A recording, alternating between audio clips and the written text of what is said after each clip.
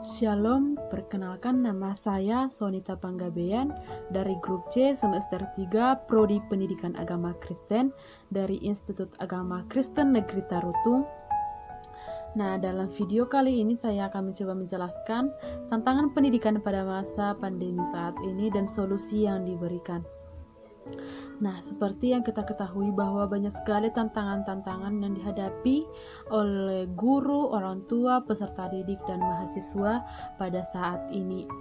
Nah, seperti yang kita ketahui, tantangan yang pertama itu adalah kurangnya ekonomi kita, kurangnya di mana kekurangan pada saat memberikan paket internet kepada peserta didik. Orang tua tidak mampu karena sistem perekonomian dalam keluarganya pun tidak terpenuhi, apalagi untuk mahasiswa atau peserta didik.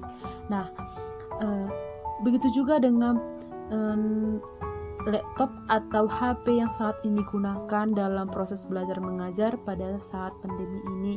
Seperti yang kita ketahui bahwa proses belajar pada saat ini melakukan proses dengan sistem daring atau kuliah online, di mana alat yang dibutuhkan itu adalah handphone.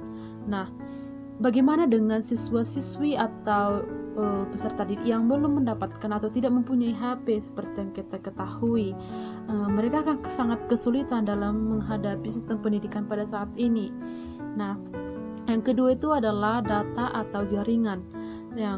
Yang kita ketahui bahwa peserta didik atau mahasiswa tidak dapat melakukan pembelajaran jika tidak mempunyai paket internet atau jaringan yang lelet.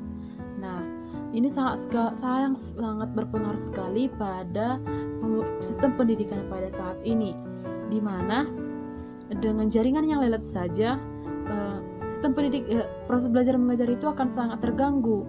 Karena bagaimana cara siswa dan mahasiswi mengirimkan tugas mereka atau membuka pelajaran mereka jika jaringan mereka lelet dan mereka tidak mempunyai paket internet.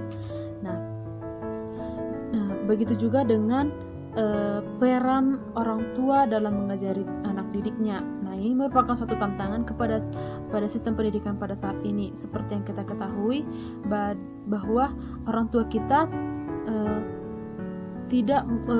yang dulunya tidak sekolah atau tidak mendapatkan pelajaran yang seperti saat ini, mereka mengajarkannya kepada peserta didik. Nah, disinilah tantangan kita sebagai pembelajaran pada saat ini, karena tidak mungkin orang tua mengajarkan yang lebih luas kepada peserta didik di rumah. Nah, yang mereka dapatkan yang lebih luas di sekolah tidak mungkin mereka dapatkan di rumah, karena seperti yang kita ketahui kemampuan orang tua kita belum sampai kepada tahap itu. Nah, begitu juga dengan kurangnya prestasi mahasiswa atau peserta didik dalam proses daring ini.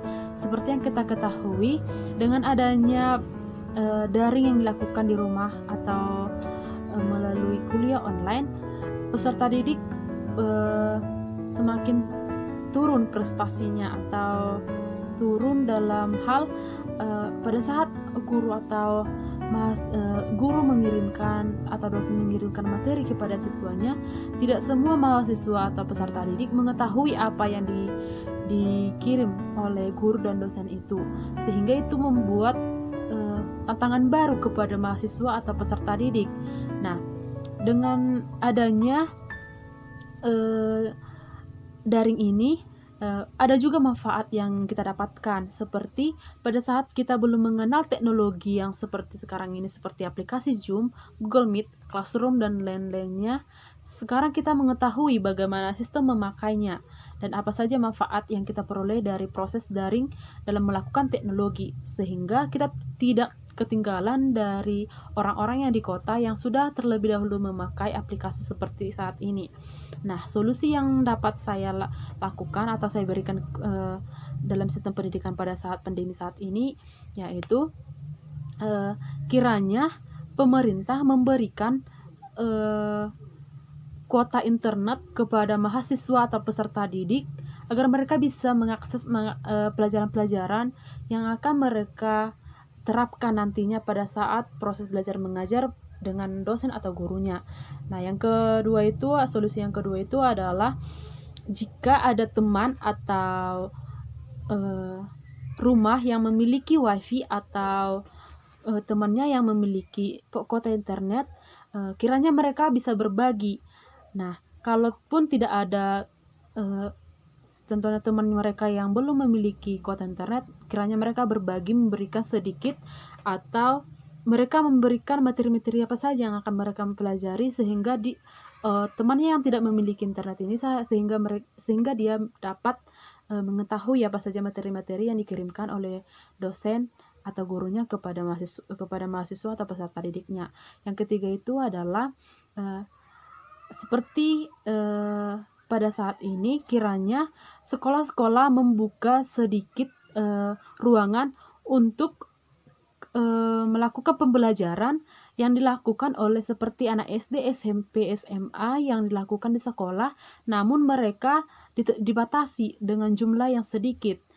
Itulah solusi yang dapat saya berikan. Contohnya, mahasiswa atau peserta didik anak SMP, SD, SMA itu mereka dibatasi pada saat ke sekolah. Mereka melakukan pembelajaran di sekolah, namun seperti contohnya memberikan peluang kepada 15 orang untuk melakukan pembelajaran tatap muka dengan gurunya di sekolah, di kelasnya. Nah, besoknya lagi mereka memberikan 15 orang lagi untuk belajar di sekolah dengan sistem materi yang sama. Nah, itulah cara atau solusi yang dapat saya berikan pada sistem pendidikan pada saat ini. Karena bukan hanya pemerintah saja yang berperan atau guru saja, namun orang tua juga sangat berperan dan para peserta didik juga sangat berperan dalam menghadapi sistem pendidikan pada saat pandemi saat ini. Sekian yang dapat saya berikan contoh dan solusinya. Sekian dan terima kasih.